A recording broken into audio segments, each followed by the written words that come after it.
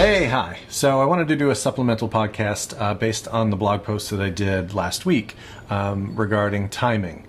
Something that I really couldn't figure out a way to write about was the idea of how the body, the muscle tension of the body can play a role in your comedic or dramatic timing. So I was working on this, the notion of the head bonk here.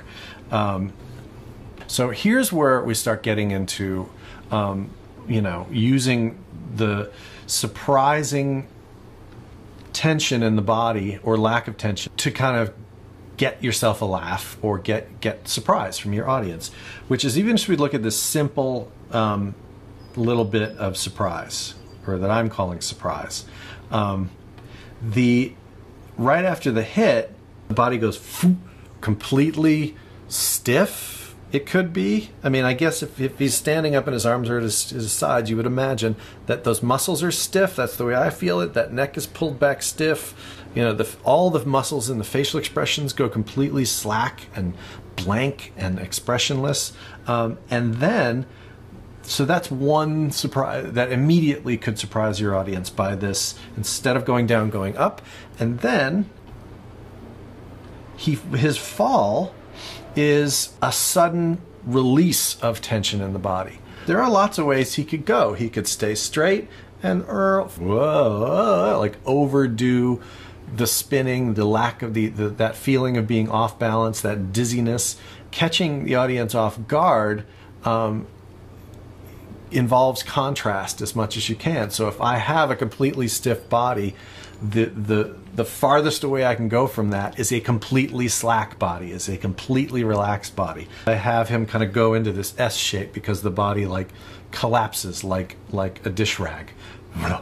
That sort of contrast in the tension in the body is what is going to go beyond your viewers' expectations. And I don't necessarily say it's going to defy their expectations, because it could be an option that they're thinking of. You just have to beat them to the punch, and it's going beyond their expectations. Then, on this mislead, you can imagine how his body feels. Same kind of thing, that he is getting hit, stands there, he stiffens up, he's dizzy, and then immediately, everything in his body goes back to a more natural, relaxed state to look at his watch. So this totally straight line goes into what would be a more S curve, and this comes up this has got a nice round feel to it. This shoulder would relax. It'd probably tweak up that arm a little bit more. And then it goes into this total S curve, and it collapses again like a dish rag. Hopefully you would want them to think that this is as relaxed as he's going to get, and you take them beyond that where they think his muscle tension is going to go, and he just takes all energy, comes out of his body, and he drops where they don't expect it. Not only because of what is happening, but how it is happening in the body. We actually can feel the way that those muscles are tensing up, and that would be the farthest extreme to go to suddenly release all of the energy from our body and let gravity take us to the ground. You can imagine, but it would take us we'd have to really go through a lot of thoughts in our head to get there. This comedy takes you there instantly. That kind of comedy, physical comedy, can just take you there, and a good physical comedian can take you there because they have that much control of all of their muscles in their body to do it. The other concept I want to look at is this idea of beats. When you talk about acting beats or story beats, they are story points. They are emotional moments in the scene or in the whole story that you sort of latch onto. They're like the rungs on the ladder as you climb up the story. In comedic timing, dramatic timing, mostly in comedic timing, I hear directors in my head. They'll be like, I don't want beat that. What does that mean? Like, why? How do they know that? What's that? Over the years, I've figured out that there is a correlation between comedic rhythms and the human heartbeat.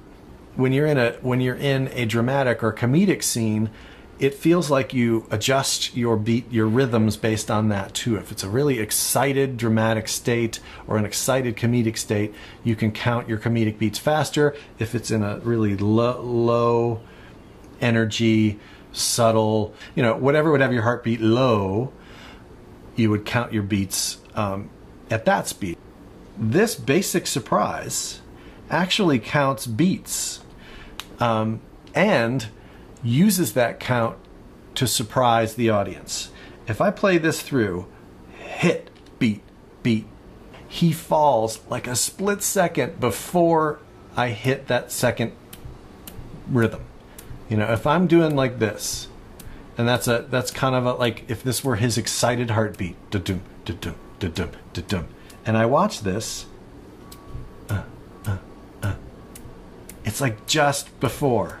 If I go even to this really long hold scene, hit, beat, beat, beat. By that third time, by the time I count to 3 and he hasn't done anything, my brain will probably already go, it just will kind of fog up because it doesn't know what's supposed to happen. Then the reaction happens, and then I barely give it a beat before he collapses. It's like surprising somebody while they're in the process of being surprised. So if you think of those counts like a metronome that is attached to the heart rate of the scene, then you can do things that are offbeat in order to surprise your audience. I would encourage you to go and watch some like Tex Avery cartoons and some Chuck Jones and count it, and you'll notice how well that they're using those expected rhythms to hit to know exactly when to deliver the gag. Those are just the two things. I hope that kind of fills in the holes. I thought I'd left holes in there, and I just wanted to fill those in. That's all. So thanks for checking it out. I will see you in the next one. I want to do something about eyes, and we might even go on location for that. So cool. All right. See you later.